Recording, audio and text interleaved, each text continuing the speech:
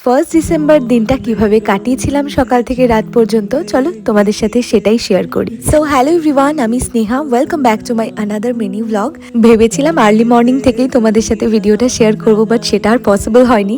কেন কি সকালে বাবি স্কুল ছিল, বাড়িতে এসেই আমার ভীষণ তাড়াহুড়ো লেগে গেছিলো, কারণ আমাকে টাইম মতন লোকেশনে পৌঁছাতে হবে। আজকে আমার ছিল ভাত কাপড়ের লুকের জন্য বুকিং, তাই খুব তাড়াতাড়ি করেই আমাকে বাড়ি থেকে বেরোতে হয়েছিল রেডি হয়ে। আমাদের কল টাইম ছিল 12:30। আমি এখানে এসেই ব্রাইডের শাড়িটা প্লিটস করে নিচ্ছিলাম। শাড়িটার কালারটা ভীষণই ভাইব্রেন্ট আর খুবই সুন্দর ছিল শাড়িটা।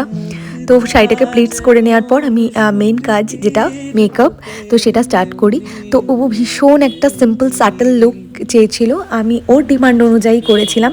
আর ও চেয়েছিল হেয়ারে কোনো রকম ক্রিম অ্যান্ড হিট যাতে না পড়ে।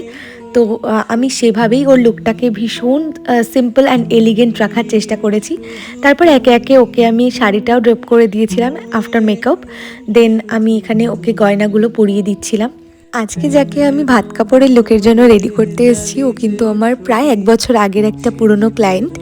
ও আমার কাছে একটা মেকওভার লুক নেওয়ার পর ওর এতটাই পছন্দ হয়েছিল যে ও আজকের জন্য আমাকে বুক করেছে। 3-4 মাস আগে হঠাৎ করেই আমার কাছে একটা মেসেজ আসে যে আজকের দিনটার জন্য এবং 30 নভেম্বর যাদের আমি সাজিয়েছিলাম তারা ছিল রমার শ্বশুরবাড়ির লোক, তাদেরকে পার্টি মেকআপ লুকের জন্য ও আমাকে বুকিং করে। প্রথমেই আমি বলবো রমার কথা, কারণ ও ভীষণ ভীষণ একটা ভালো মেয়ে আর ওর বিহেভিয়ার নিয়ে কোনো কথা হবে না। কারণ আমার কখনো ওদের বাড়িতে গিয়ে মনেই হয়নি যে আমি অন্য কারোর বাড়িতে এসেছি। প্রত্যেকটা মুহূর্তে মুহূর্তে কেয়ার করা, প্লাস আমি যেটা বলেছি ও সেটাই শুনেছে। আমি ওকে বলেছিলাম হালকা একটু কার্ল করো সামনে থেকে, ভালো লাগবে। আমি ওকে যেভাবে সাজিয়েছি একদম লক্ষ্মী মেয়ের মতন বসে বসে সেজেছে।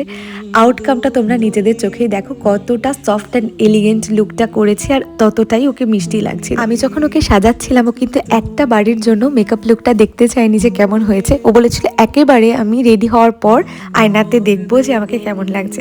লাস্টে তো ও দেখে ভীষণ খুশি হয়ে গেছিলো। আর এটা হচ্ছে পিপাসা, আমার ছোট্টবেলাকার ফ্রেন্ড, ওর থ্রুই আমার রমার সাথে পরিচয় হয়। ওকে সাজানোর পর আমি বেশ কিছুক্ষণ এখানেই ওয়েট করেছিলাম, কারণ এখান থেকে আমাদের বাড়ির লোকেশনটা বেশ অনেকটাই দূর। আর একটা কথা বলে রাখি, স্কিনটা ভালো রাখা কিন্তু ভীষণভাবে জরুরি। রমার স্কিনটা ভীষণ ভালো ছিল, যার জন্য মেকআপটা ওর ফেসে একদম ফ্ললেস হয়েছে, কোনো রকম প্রবলেম ছিল না ওর ফেসে। ভীষণ একটা ন্যাচারাল একটা শাইন দিচ্ছিল, ন্যাচারাল একটা লুক দিচ্ছিল। তো যাই হোক, এখানে এখন ভাত কাপড়ের অনুষ্ঠান চলছে। তো ভগবানের কাছে প্রার্থনা করি যেন ওর আগামী দিনগুলো অনেক অনেক ভালো কাটে। তো তারপরে আমার ছিল আরও 2টো পার্টি মেকআপের বুকিং এখানেই। তো ফার্স্ট লুকটা তোমাদের সাথে শেয়ার করলাম। আজকে শাড়িটা একটু অন্য স্টাইলে পরিয়েছি আর দিদির তো লুকটা ভীষণ পছন্দ হয়েছিল। তারপর আমার সেকেন্ড যে পার্টি মেকআপের ক্লায়েন্ট ছিল, ও একদম এরকম কার্ল টাইপের হেয়ার চেয়েছিল। যেহেতু একটু ওয়েস্টার্ন টাইপের আজকের লুকটা হবে, তাই আমি ওকে সাজেস্ট করেছিলাম এরকম কার্ল টাইপের হেয়ার করলেই ভালো লাগবে। ওরও তেমনভাবে কোনো ডিমান্ড ছিল না, সবটাই আমার উপরে ছেড়েছিল যে দিদি যেটা ভালো হয় তুমি সেটাই করে দাও।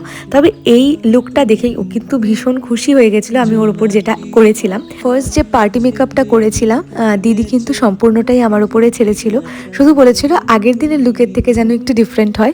30 নভেম্বরও দিদিকে আমি সাজিয়েছিলাম, আর সেদিন লুকটা একদমই অন্যরকম সাবেকি টাইপের করেছি, আর পরে শাড়ি তার সঙ্গে বান। তো দিদি আজকে একটু ডিফারেন্ট চেয়েছিল, যেহেতু আমি হেয়ারটাকে ছাড়া রেখেছি আর তার মধ্যে ব্যাঙ্গালোর রোজ দিয়ে দিয়েছি। আর এদিকে দেখতে পাচ্ছ শাড়িটাও কিন্তু ডিফারেন্ট ওয়েতে পরিয়েছি। তো দিদির তো সব মিলিয়ে ভীষণ পছন্দ হয়েছিল। আর সেকেন্ড যে পার্টি মেকআপ লুকটা করেছি সেটা একদমই অন্যরকম, আর ও আমার উপরে সবটা ছেড়েছিল, বলেছিল দিদি যেটা আমাকে ভালো লাগবে তুমি সেটাই করে দাও। ও আজকে একটা পিঙ্ক কালারের পার্টি ওয়্যার শাড়ি পরেছে, যার জন্য লুকটাকে একটু অন্যরকম করেছি। আই মেকআপটা করেছিলাম স্মোকি আইয়ের উপরে, আর ও বলেছিল একটু হালকা শিমার দিতে, তাই জন্য একটু শিমারও অ্যাপ্লাই করেছিলাম। আজকে দুজন ক্লায়েন্টই তো ভীষণভাবে স্যাটিসফাইড, আর ভাত কাপড়ের লুকটা যেটা করেছিলাম সেটাও কিন্তু ভীষণ পছন্দ হয়েছিল রমার। তো আমাদের কাছে কিন্তু মেন স্যাটিসফ্যাকশন হচ্ছে ক্লায়েন্টের যদি পছন্দ হয় তার লুকটা, সেটাই। তো যাই হোক, রমার সাথে দেখা করে বাড়িতে চলে এলাম। বাড়িতে এসে একটু ফ্রেশন আপ হয়ে নিয়েছি, আর তারপরেই চলে এসেছি 2 কেজি চিকেন ম্যারিনেট করতে। সো আজকে মিনি ব্লগটা এতটুকুই, দেখা হচ্ছে নেক্সট মিনি ব্লগে। Till then stay tuned.